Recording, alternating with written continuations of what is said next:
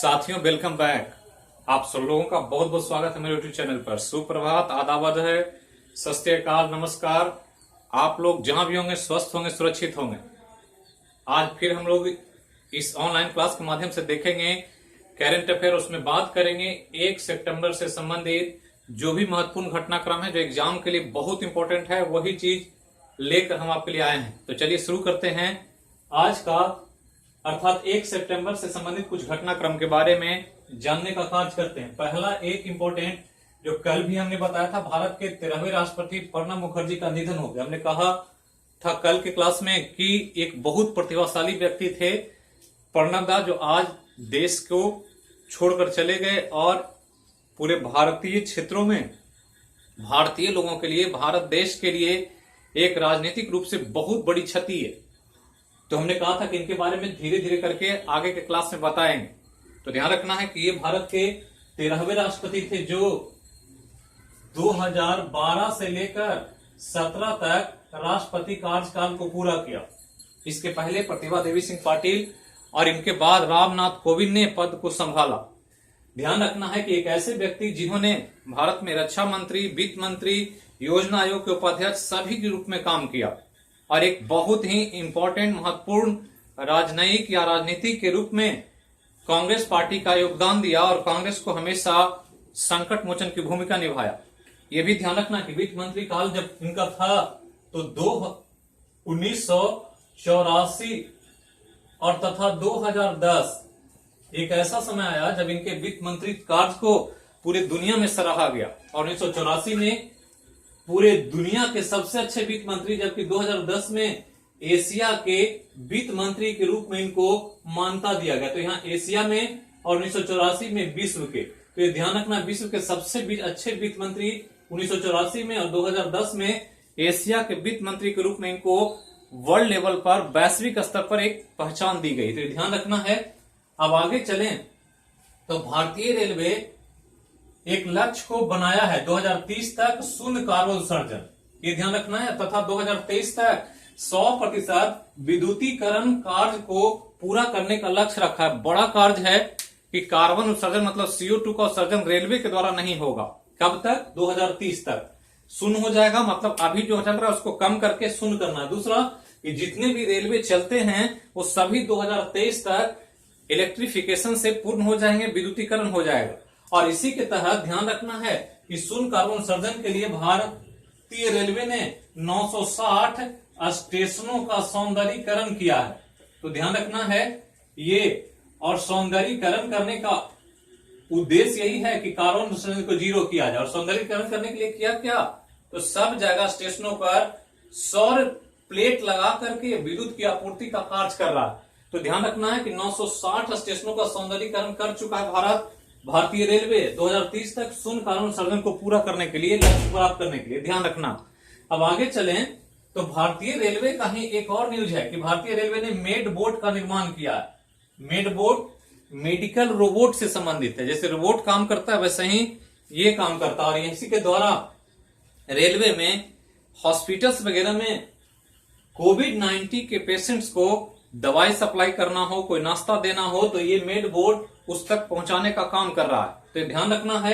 एक इंपॉर्टेंट जो अभी हाल फिलहाल में डीजल सेट जहां बनते हैं, डीजल इंजन बनते हैं, वहां के अस्पतालों में मेड बोट अपनी सेवा दे रहा है।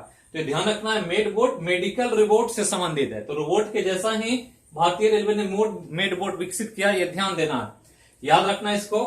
अब एक और न्यूज है साइंस के क्षेत्र से, ऑर्गेनिक फार्मिंग या ऑर्गेनिक कृषि के बारे में, जिसको जैविक खेती कहते हैं। तो जैविक खेती हम बहुत जगह बताते हैं, ज्योग्राफी में, बायोलॉजी में, और यहाँ करंट अफेयर में भी आया। तो जैविक खेती करने वाले किसान के मामले में भारत विश्व में प्रथम स्थान पर आ गया है। तो ध्यान रखना है। दूसरा कि कृषि क्षेत्रफल के मामले में 9वां स्थान है। तो ये ध्यान रखना है। क्या है ये? तो ये ध्यान दें कि जैविक कृषि वैसी कृषि होती है जिसमें किसी भी रसायन का प्रयोग नहीं होता है। ये ध्यान रखना, रसायन का प्रयोग नहीं होता, मतलब न केमिकल्स, फर्टिलाइजर, न पेस्टिसाइड्स, न इंसेक्टिसाइड, कुछ भी नहीं दिया जाता। जो भी होता है जैविक उत्पादों का प्रयोग होता है, ताकि हम पर्यावरण को बचाएं, जलवायु को बचाएं और स्वास्थ्य संबंधित बीमारियों से बच सकें। तो ये एक बड़ा प्रयास है पूरे वर्ल्ड लेवल पर कृषि को बदलने का, कृषि के स्वरूप को चेंज करने का।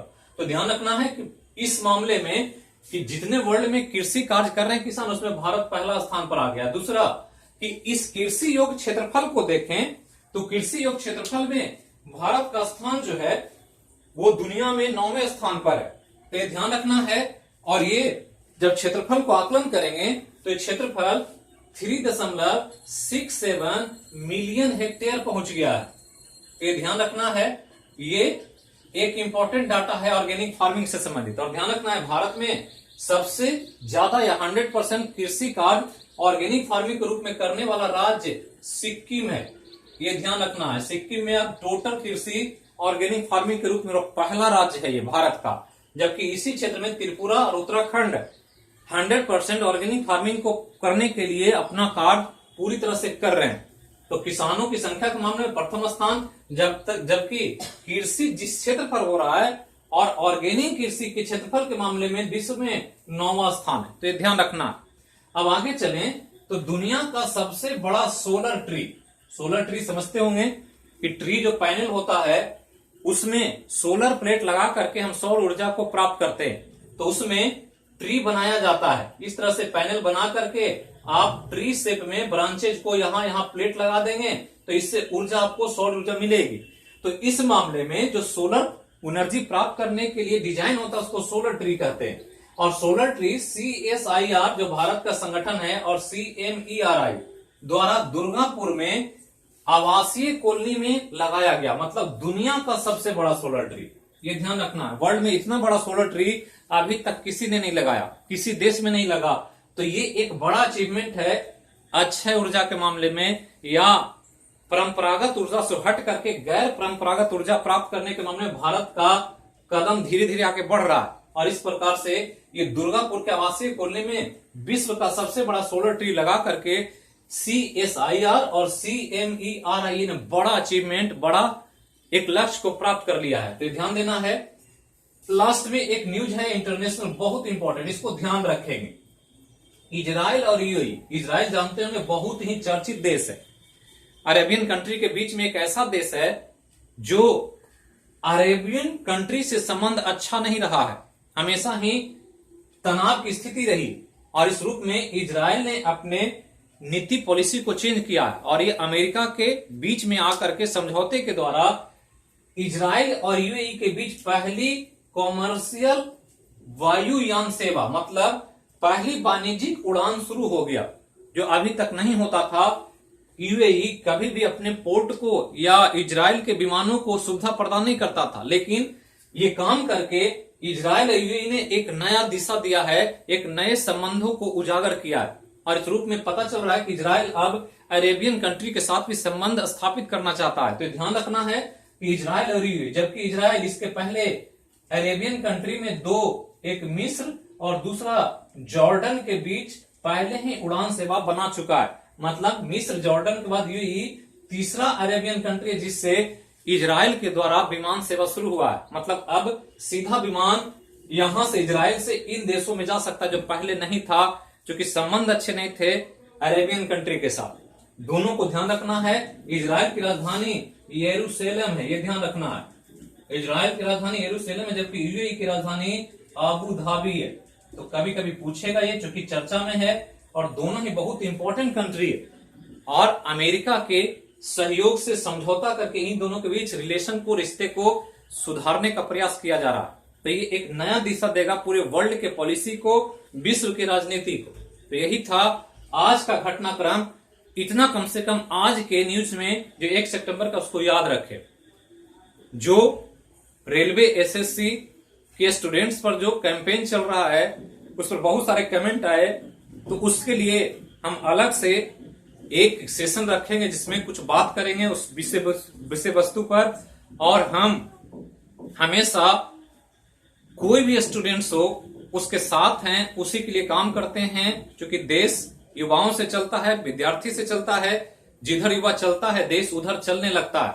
तो उस रूप में हम लोग कभी भी युवाओं से हटकर कुछ नहीं सोच सकते।